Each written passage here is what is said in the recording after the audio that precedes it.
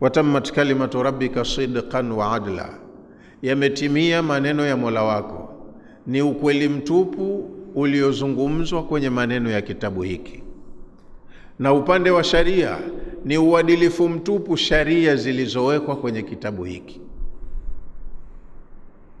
La mubaddila likalimati, hakuna mtu ambaye anaweza kurekebisha, kubadilisha maneno ya kitabu hiki. Kwa hiyo kimeteremshwa kwa haki, sio kwa batil. Wasidqi, na kimeteremshwa kwa ukweli, sio kwa uongo. Alladhi la yushabihu bilbatili au hazli, la yushabihu batilun au hazlun. Aya za kitabu hiki hazifanani na batili yoyote. Batili huwa ni kama vitu tunavyotunga sisi, vitu vya kufikirika. Akaandika mtu hadithi ya mapenzi, ngano, mashairi na vitu vingine, kakaa na kalamu yake chumbani, akabuni, akasawazisha, akasema bora neno hili niondoe, anavutia tu akili za wasomaji. Kitu katunga mwenyewe mtu, hicho ndo kitakuwa hazlin. Lakini Qur'an inaambiwa wama huwa bilhazli. Hii sio hazli, sio vitu vya kufikirika, vya kubuni, vya kutunga. Ni vitu ambavyo viko kwa haki, vyote vina faida. Kwa hiyo wewe uliyepewa kitabu hiki, fa'budillaha mukhlishan lahuddin, tumia maelekezo ya kitabu hiki ya kuongoze kuishi maisha ya ibada. Umuabudu Allah kwa kumkhalisia dini yako, mfumo mzima na mwenendo wa maisha yako uendane na ridhaa na matakwa ya Mola wako. Kitabu hiki ni mwongozo, tumeambiwa hudan lilmuttaqin. Kwa hiyo kisome kama unatafuta ule mwongozo unaopata humu, uutie kwenye implementation, maisha yako yawiane na maagizo ya hiki kitabu. Fa'budillaha wahdahu, muabudu Allah peke yake kwenye maisha unayoishi kwenye ardhi yake hii. Mukhlisan lahu fi ibadatika, kwenye ibada zako uwe unamkhalisia Allah, kila kitu ufanye kwa ajili yake. Mtume kaambiwa ni kiigizo chetu. Baada ya kufa Mtume, watu walioingia kwenye Islam walikwenda mpaka kwenye nyumba za Mtume kuuliza maisha ya Mtume, dini ya Mtume, vipi alikuwa anafanya. Mama Aisha akamwambia kana khuluquhu alquranu, tabia ya Mtume, nyie someni hiyo Qur'ani tu. Chochote kilichoelekezwa humo yeye alitekeleza, chochote kilichokatazwa humo yeye alijizuia na alikataza watu wengine. Alichotekeleza kawaamrisha watu, kwa sababu yeye ni kiongozi, wamfuate, watekeleze, na alichokatazwa yeye kajizuia na akawaambia watu wajizuie. Isomeni Qur'ani inavyoelekeza. Qur'ani ndo tabia ya Mtume. Vipi alikuwa anatumia saa zake 24 za kila siku, usiku na mchana? Mama Aisha akawaambia kana Rasulullah sallallahu alayhi wasallama yadhkuru Allah fi kulli ahyanihi. Ahyan ni plural ya neno hin. Mtume alikuwa ni mwingi wa kumdhikiri Allah kwenye mazingira yake yote, kwenye hali zake zote, nyakati zake zote, yeye alikuwa anamdhikiri Allah. Lakini dhikiri yenyewe sio ile ya kirama. Mtume akimdhikiri Allah, kila analolifanya kwenye maisha yake lazima aliunganishe na Allah. Akitaka kula chakula anaanza bismillahi. Akiingia sokoni kuna maneno anayaunganisha kuingia kwake sokoni na Allah. Sema la ilaha illa Allah wahdahu la sharika lahu lahul mulku wa lahul hamdu wa huwa ala kulli shay'in qadir. Au adhkari nyingine. Kaingia chooni, mnajua anasemaje, akitoka anasemaje, akiingia nyumbani kwake anasemaje, akitoka anasemaje, akinunua nguo anasemaje, akiivaa anasemaje, akijitizama kwenye kioo anasemaje. Kila jambo analolifanya kwenye maisha yake lazima alisajili kwa Allah kwa dhikri maalumu analeta. Si tunajiendea tu, Ukisharudi nyumbani msosi tayari, hata bismillahi unasahau, unapiga ubwabwa wako. Ukiondoka hapo na miunzi, hata alhamdulillahi usemi. Yani wewe umejitegemea kabisa, huna mfumo, huna utaratibu, wewe upo tu. Yeye Mtume hakuwa hivyo, kwa sababu alikuwa anaenda na maagizo haya: fa'budillaha mukhlishan lahu din, muabudu Allah ukiwa na ikhlasi kwenye mwenendo wako wote wa maisha, kwenye dakika zako zote za siku moja yenye saa 24, usiku na mchana. Mambo yote unayoyafanya yaengeji kwa Mola wako, huko yatasajiliwa kuwa ni ibada, na siku ya malipo kila kitu utakuja kulipwa. Unapojifanyia tu mwenyewe kienyeji bila ya formula, mengine yanakuwa hayatambuliki kama ni ibada. Umepoteza muda tu na ukatumia nguvu na pesa zako, halafu usipate faida yoyote kama hujui kuishi kwa kufuata utaratibu. Fa'budillaha mukhlishan lahu din, fa'budillaha wahdahu, muabudie Allah peke yake. Mukhlishan lahu fi ibadatika, ufanye kwa ikhlasi kwa ajili ya Allah kwenye ibada zako zote. Mambo yote unayofanya yanaweza yakawa ibada ukifata utaratibu. Ukiuacha tu utaratibu, haziwi ibada tena, umefanya tu kwa mazoea. Wala taqsid bi'amalika, sikiliza vizuri, wala taqsid bi'amalika, usikusudie, usiwe na nia kwenye amali yoyote unayoifanya. Waniyatika, na unapokusudia kufanya jambo usikusudie hiyo nia yako, hilo kusudio lako, ghaira rabbika, usikusudie zaidi ya kutaka radhi ya Mola wako. Lolote lile, unataka kulala na mwenzako nyumbani nobe, basi pia kuna dhikri za kufanya. Sio uende ukakidhi matamanio yako tu uondoke. Kitendo kile pia kinakuwa ni ibada, tena ni ibada muhimu sana. Huenda Allah pale akatengeneza kiumbe mpya, kwa hiyo lazima uingie kwenye amali ile kwa utaratibu. Mtume ndo kaambiwa hivyo, fa'budillaha mukhlishan lahu din, bimaana fa'budillaha wahdahu, ishi maisha ya kumwabudu Allah peke yake. Mukhlishan lahu fi ibadatika, umfanyie yeye Allah ikhlasi kwenye ibada zako zote. Wala taqsid bi'amalika, unapotenda amali yoyote usikusudie kwenye amali hiyo unayoitenda. Waniyatika, na unapotia nia wakati ukifanya hiyo amali usikusudie kwenye hiyo nia yako, ghaira rabbika, zaidi ya kutaka radhi ya Mola wako. Kila kitu ukifanya kwa ajili ya Allah kitabarikiwa, kitakuwa ni ibada, na siku ya malipo utakuta malipo yake umeshaekewa. Ukikosea formula hizi utafanya mengi, muda mwingi, lakini yote yatakuwa yamepita tu, hayakuzingatiwa kuwa ni ibada, na hupatii thawabu. Umetumia time, umetumia pesa, wakati mwingine umetumia nguvu zako, halafu vikawa hivi vitu vyote useless, havitambuliwi kwa kukosea utaratibu. Ala, zindukeni mufahamu, lillahi dinul khalis, mwenendo mzuri wa maisha akusudiwe Allah kufanyiwa, kuendewa mwendo huo wa maisha. Ala lillahi dinul khalis, ai maana yake ala fantabihu, zindukeni, tanabahini, fahamuni, ayuha nasu, enyi watu, inna Allaha ta'ala, hakika ya Allah mtukufu, la yakbalu illa ma kana khalisan liwajhihi alkarim. Munafanya mengi nyinyi hapa, lakini eleweni Allah halikubali lolote katika mnayoyafanya ila mnalolifanya kwa ajili yake, kwa kutaka radhi zake tukufu. Hilo ndo anasema, hili mja wangu kanifanyia mimi, analichukua na analipiga thamani. Mengine mnayofanya kwa mazoea, naambiwa innamal a'malu binniyati. Sasa lazima unapotenda amal uwe unayo nia, na hiyo nia umkusudie yeye. Unatoa sadaka, basi moyoni sema unfiqhu fi sabilillah, natoa shilingi yangu hii kwa ajili ya kutaka radhi ya Allah.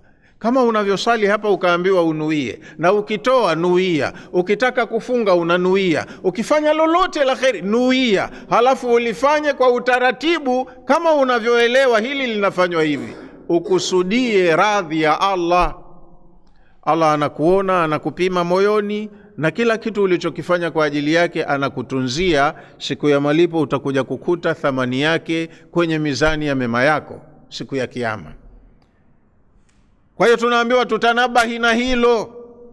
Ala, zindukeni, fahamuni, lillahi dinul khalis, mwenendo mzuri wa maisha ya mtu wenye manufaa ni kuishi na kutenda kwa ajili ya kutaka radhi za Allah.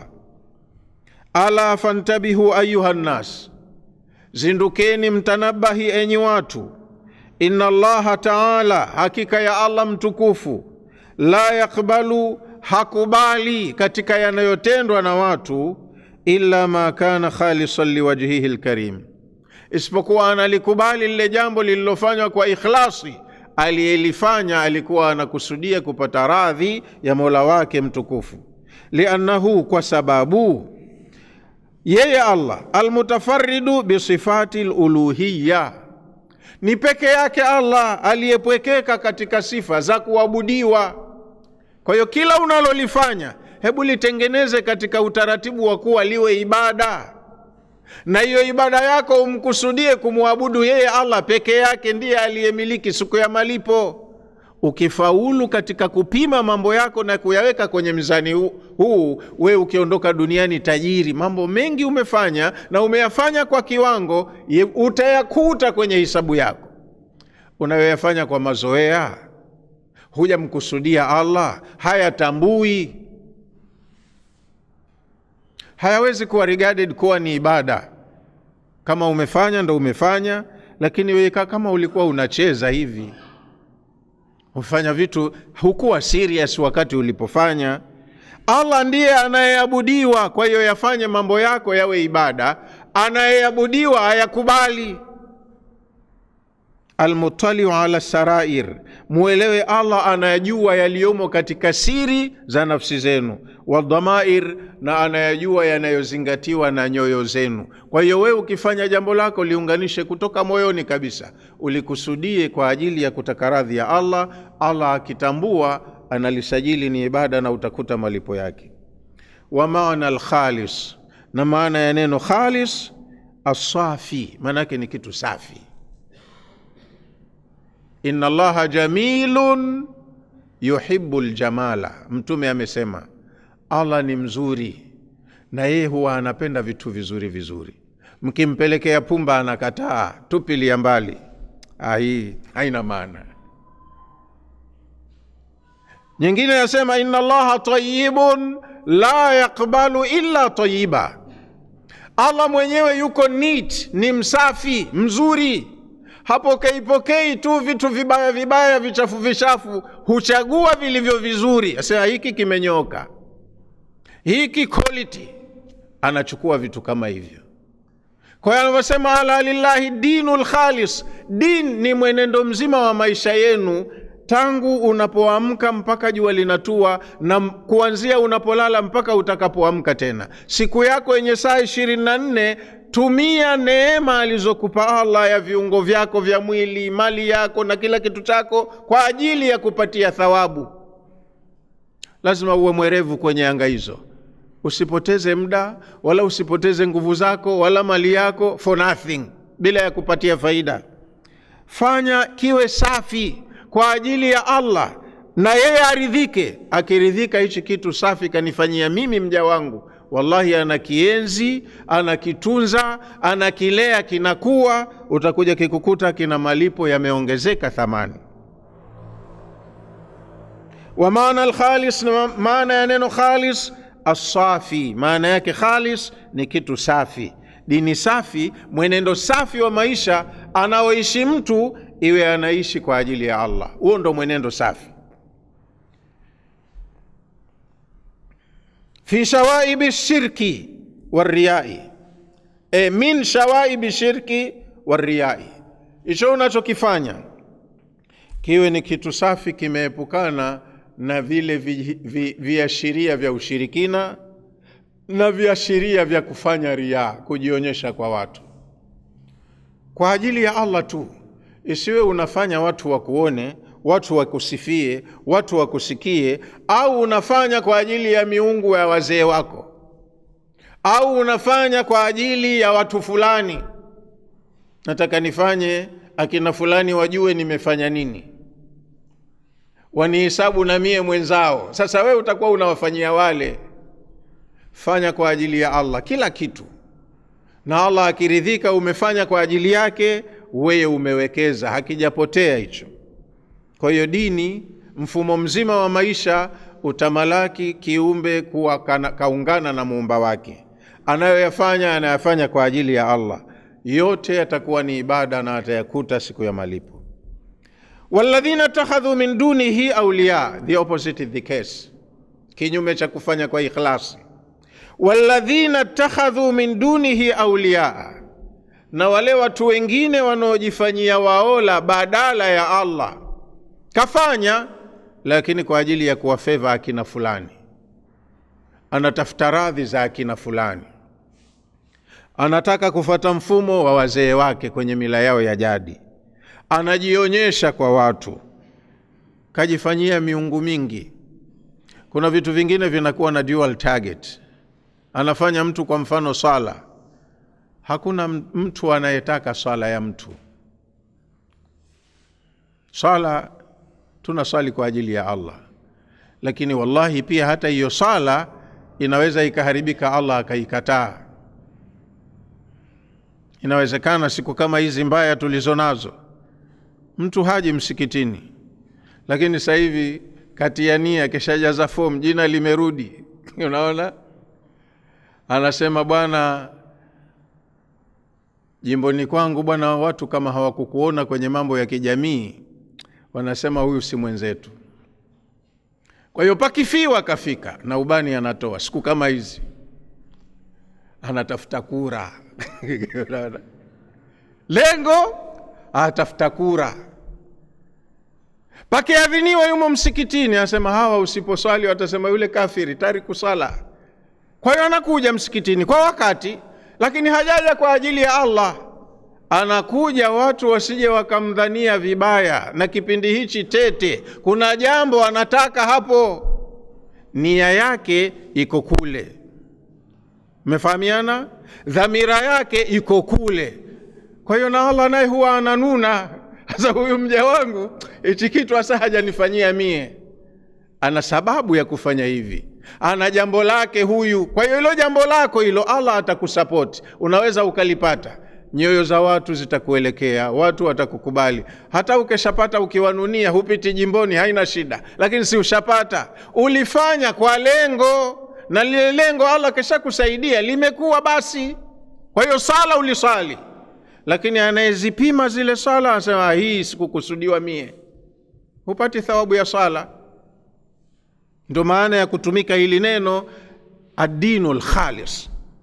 Na kinyume chake, aliyekuwa hana ikhlasi, hafanyi kwa ajili ya Allah, ndo hawa walladhina takhadhu min duni llahi awliyaa, wale watu wanaojifanyia waola badala ya Allah.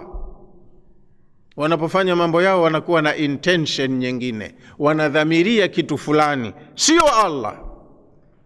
Ukiwaambia, jawabu yao inakuwa ma na'buduhum illa liyuqarribuna ila Allahi zulfa. Wewe kwa nini unaabudu kitu fulani? Mie kwa ni mpumbavu, mie siabudu kile kitu, na muabudu Mungu huyo huyo, lakini pale ndo ninapitishia ibada zangu, kutoka pale ndo zitapelekwa vizuri kwa Allah.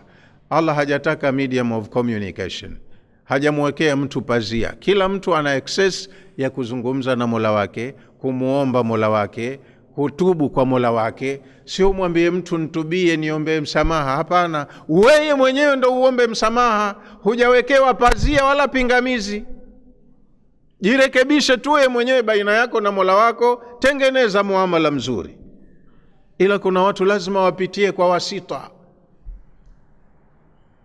Nipitie kwa fulani, fulani ndo akaniombee. Omba. Walladhina takhadhu min dunihi awliyaa, wale wanaojifanyia waola badala ya Allah. Ai, maana yake wa haulai almushrikuna, hawa washirikina wenye kuabudu miungu mingi ikiwemo masanamu na vitu vingine. Alladhina, washirikina ambao abadu min dunihi, wanaabudu badala ya Allah, authanan, wanaabudu vitu vya kutengeneza. Wathan huwa ni kitu kilichofinyangwa, pengine pamefanywa mota ya chokaa na udongo likafinyangwa sanamu, hilo wathan. Sanam mara nyingi huwa ni vitu vilivyofanywa kutokana na metal, madini. Kwa hiyo kuna vitu vingi vinakuwa ni authan, masanamu. Sasa watu hawaabudii masanamu directly, lakini mtu utakuwa ni mwanachama wa chama fulani, mtansamehe wenye vyama, unayoyafanya we ni Muislamu, lakini huyafanyi kwa ajili ya Allah, hayamo kwenye vigezo vya dini, unafanya kwa mintarafu ya taratibu zako za hilo kundi lako. Unafanya lakini hayamo kwenye vigezo vya dini, unafanya kwa mintarafu ya jambo lako na kundi lako. Hilo pia linakuwa ni sehemu au aina ya wathan. Unaabudu Mungu mwingine kwa sababu huyu kakuwekea taratibu. Unapofanya mambo yako huzifati taratibu za Mola mmoja, zipo huzitaki. Sasa watu wote wasioridhika na taratibu za huyu Mola mmoja wakaabudia vitu vingine kinyume na anavyotaka huyu Mola mmoja, ukiwaambia kwa nini mnafanya hivyo, yakuluna, wanasema ma naabuduhum, si hatuwaabudu wale, sisi hatuwaabudu wale, ila isipokuwa kwa sababu moja. Mnapoona tunapitishia kule ibada zetu, tunapozifanya kwa utaratibu ule, liyukaribuna ila Allahi zulfa, wale wachukue zile ibada zetu, wao ndo watozisogeza kwa Allah, watazisogeza karibu na Allah, Allah atazikubali.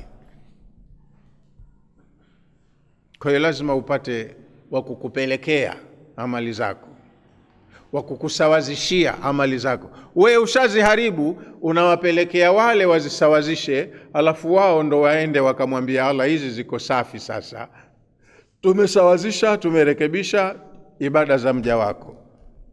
Na Allah hataki kupita njia ya mzunguko kama hivyo. Ai, maana yake wanasema ma naabudu hadhihi alaliha wal asnami, sisi hatuabudii miungu hii abstract, isiyoonekana, miungu ya kufikirika, wala hatuabudii masanamu yanayoonekanwa, ila isipokuwa mkiona tunafanya hivyo, tuna makusudio yetu, liyukaribuna ila Allahi qurba. Hii miungu ambayo abstract au miungu ambayo inaonekanwa, hii ndiyo itakayotukurubishia amali zetu kwa Allah ziwe karibu na Allah. Wayashfa'u lana indahu, na hawa ambao ibada zetu tunazipitishia kwao, tunategemea watakuwa ndio waombezi wetu mbele yake Allah. Pale tulipofanya chini ya kiwango au tulipoacha utaratibu, hawa tuliowafanyia ibada watatusawazishia, watupelekee kwa Allah zikiwa ziko sawa.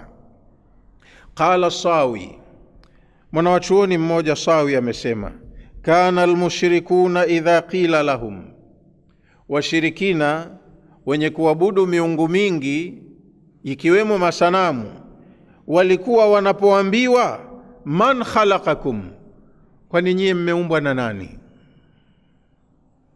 Mbona miungu yenu hii naona mmenunua kwa wasanii wachongaji, mingine mmetengeneza wenyewe? Kwa nini mnaabudia vitu vilivyotengenezwa? Nyinyi mnaoabudu, kwani mumeumbwa na nani? Ni hoja ya msingi, iko wazi. Wakiambiwa man khalaqakum, kwani nyinyi mumeumbwa na nani? Nani kakuumbeni? Wa man khalaqa as-samawati wal arda, nani nani kwani aliyeumba mbingu na vilivyoko mbinguni, akaumba na ardhi na vilivyopo ardhini, mkiwe mwenyewe wanyama wenu na vitu vingine? Nani kaumba? Wa man rabbukum wa rabbu abaikumul awwalin, ni nani mola wenu nyinyi na mola wa baba zenu waliopita huko zamani? Maana kama hili jisanamu mnaloabudia, tunajua hapa limewekwa tarehe ngapi, mwaka gani, na nani aliyelileta. Inakuwaje liwe Mungu na nyote akili zenu ziamini kuabudia hili? Kwani nyie mmeumbwa na nani? Nani kaumba mbingu na ardhi? Nani aliyewaumba nyinyi na aliyeumba wazee wenu waliotangulia? Fayakuluna Allah. Kwa hapa huwa hawana jawabu nyingine, husema Allah ndo muumbaji, Allahul Khaliq. Wanajua dunia nzima, wanajua ulimwengu na mwenyewe yupo, the creator, muumbaji. Haya, kwa nini hamna mahusiano naye, mnaabudia vitu vingine? Fayuqalu lahum, huwa wanaambiwa pia, fama maana ibadatukum lil asnami, hichi kitendo cha kuabudia kwenu masanamu kina maana gani? Kwa nini mnaabudia masanamu?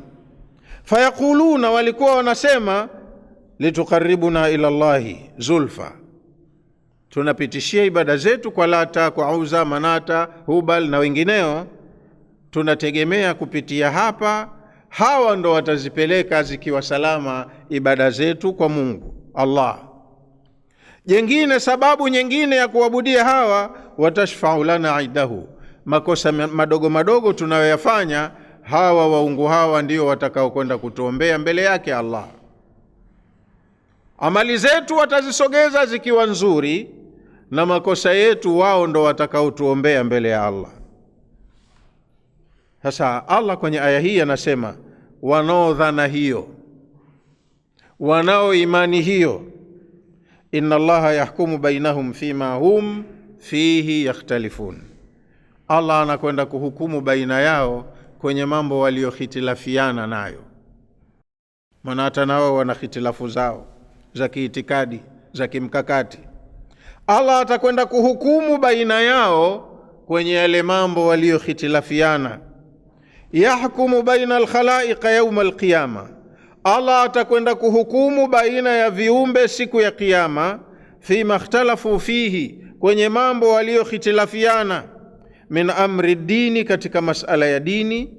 Fayudkhilu almu'minina aljannata, baada ya kuwahukumu walioshiba imani na wakafanya mambo yao kwa mujibu wa imani, Allah atawaingiza peponi, Allahumma ja'alna minhum.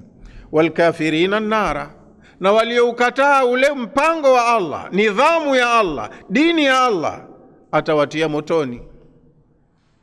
Tena atawatia wao na hiyo miungu yao waliotegemea itawaombea, anawatia motoni na miungu yao, kwa sababu si walisema ndio watakao kwenda kuwaombea. Sasa hapa duniani Allah amewaambia, kawafikishia ujumbe huko kwenye suratul Anbiya, antum wa ma ta'buduna min duni llahi hasabu jahannam, nyinyi, innakum wa ma ta'buduna min duni llahi hasabu jahannam, nyinyi na hivi mnavyoviabudia badala ya Allah ndiyo kuni za motoni, ndo nishati ya motoni. Hikma ya kuwekwa wao na miungu yao ni kwa dhana hii, hawa ndio watakaosogeza ibada zao na hawa ndio watakaowaombea. Hasa kama hawa ndio mliowaabudia, kuweni nao pamoja, mupate ule msaada wao wa karibu. Ndo maana yake, inna Allaha la yahdi man huwa kadhibun kafar. Hayo yote wanayoitakidi ni uongo, yote wanayoyategemea ni uongo, na Allah hamuongoi mtu ambaye kashikilia dhana ya uongo, halafu ule ukweli ndo anaukufuru. Kadhibun, anachosema yeye sio kweli, sio sahihi. Kafarun, kapewa cha kweli kakikataa. As simply as ABC. La yahdi, Allah hamuongoi, hawezi kufanikiwa. Man huwa kadhibun, mtu yoyote ambaye ni muongo, kashikilia muongozo batil, sio sahihi alichoshikilia, hamuongoi, hawezi kufanikiwa, haendi pema. Kafarun, ule wema wenyewe usahihi kaonyeshwa, lakini kaukataa. Hasa kama kakataa njia sahihi, anaongokaje? Ashike hicho anachoshika mpaka siku ziishe, alafu mwenyewe ataona matokeo baadaye. Kutokana na muda, inshallah leo tuweke hapa, muda umeenda, ila narudia tena, tumesoma hizo aya 3 leo. Bismillahirrahmanirrahim, kwa jina la Allah mwingi wa rehema mwenye kurehemu. Tanzilul kitabi, uteremsho wa kitabu. Minallahi, umetoka kwa Allah. Al-azizil hakim, mwenye nguvu na mwenye hikma. Inna anzalna ilaika alkitaba, sisi tumekuteremshia kitabu ewe mtume, au wewe muumini unayesoma aya hii. Tumekuteremshia kitabu bilhaqi, hichi hakikuja kiupuuzi, ni kitabu kimeshushwa kwa haki, kina lengo maalum. Lazima na wewe uendane na hilo lengo ndo uweze kufanikiwa. Sasa basi, kwa hivyo fa'budillaha mukhlishan lahuddin, maisha yako yote ukiishi hapa, ishi kiibada, muabudie Allah, tena mwenendo mzima wa maisha yako uwe safi kwa ajili yake, ajue unaishi kwa ajili yake. Ala, eleweni kwamba lillahi dinul khalis, dini safi, mwenendo mzuri wa maisha ni ule ambao mwenye kwenda mwendo huo anataka radhi ya Allah. Huyu ndo anaenda vizuri, yuko sawa. Walladhina takhadhu min dunihi awliya, na wale watu wote ambao wanajifanyia waola badala ya Allah, wanafanya sivyo Allah alivyotaka, na alivyotaka Allah wao wanakataa. Ukiwauliza kwa nini, hoja yao wanasema ma naabuduhum, sio wapumbavu kwamba tunaabudu masanamu. Hatuwaabudu hawa ila isipokuwa kwa lengo, yani kuabudu ndo wanaabudu, lakini ma naabuduhum illa liyuqarribuna ila Allahi zulfa. Hatuwaabudu isipokuwa kwa lengo la kuwa wao watukurubishie amali zetu kwa Allah ziwe karibu. Inna Allaha, hakika ya Allah, yahkumu bainahum, atahukumu baina yao, fima hum fihi yakhtalifun, kwenye mambo yote ambayo wao hapa duniani walikhitilafiana, maamuzi yake watakwenda kuyakuta kwa Allah.